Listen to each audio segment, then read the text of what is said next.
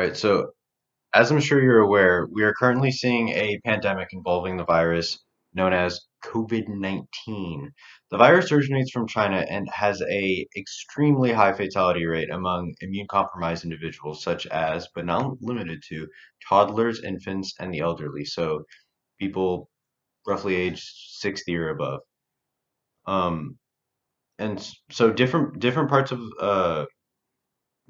the country are seeing different levels of the pandemic. The duration and severity of each pandemic phase can vary depending on the characteristics of the virus and the public health response, which in this case includes government health response. This brings us to the question today: have the government's efforts, more specifically the federal government's efforts, to help New York City combat the coronavirus been effective? The answer to this question, at least in my opinion, is no for the following reasons. One, the death rate. And when I mean the death rate, so whenever I'm talking about the death rate, I'm talking, yes, about the the number of people that have died thus so far from the coronavirus in New York City. The number of cases, which is different from the number of deaths because, or at least in my speech, because when I'm talking about the number of cases, it also links into um, kind of like how easy it is to, catch it and the chances of you catching it are. And then number three, the population density. So so far, New York has around 10,840 deaths. To put this in perspective, New York beats New Jersey by 8,000 deaths, and California, which is the most populated state, by around 10,000 deaths, according to worldmeter.org. And also to back this up, ABC News 7 in New York, the leading news station in New York City, uh, even says that New York has the highest death rate. So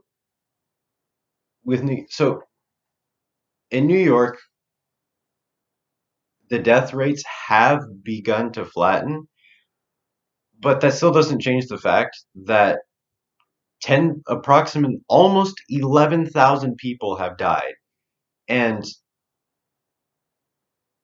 this is those 11,000 deaths were something that the government weren't able to control, to help, to prevent.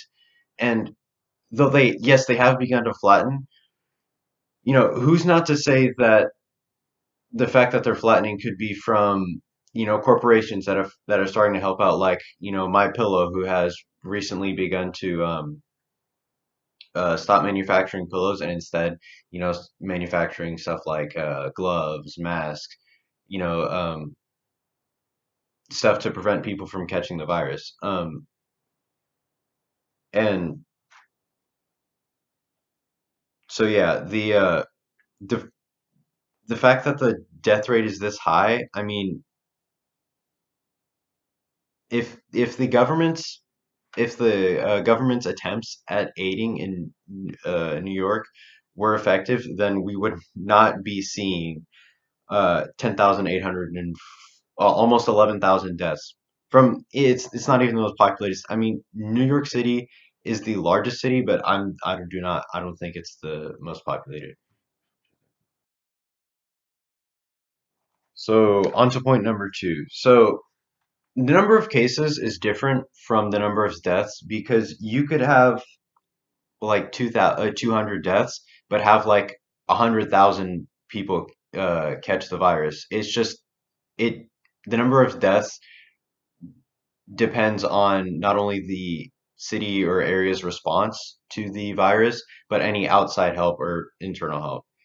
And so New York also leads the country in number of cases, so people who have caught the virus um, in the country. And to put it into perspective, New York beats New Jersey by 13,000 cases and beats California, um, again, the most populated state, by 17,700 in cases. New York actually has approximately 202,000 cases, 200,000 cases.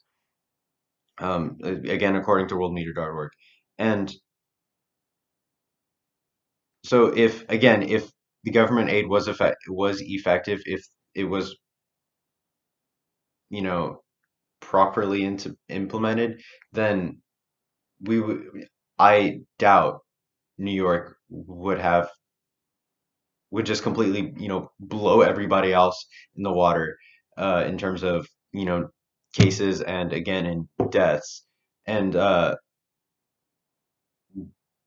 yeah. So also, the amount of poor people living in New York City doesn't exactly help the number of cases, or the number of people who have caught it. According to Furman.org, uh, 1.7 million poor people, live in New York City, and these are people who either can't afford uh, preventative measures, like they can't buy out the paper towels and gloves and Germex and stuff, you know, buy the store's entire stock, and either that or they don't have access to it, like access to, like they can't afford it. And yes, so on to point number three, the population density. So the population density,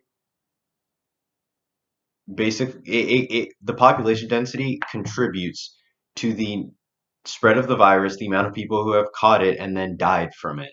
And the population density is not something that the federal government can help or aid, and is the the leading cause for the people catching it, or the spread of the disease in New York.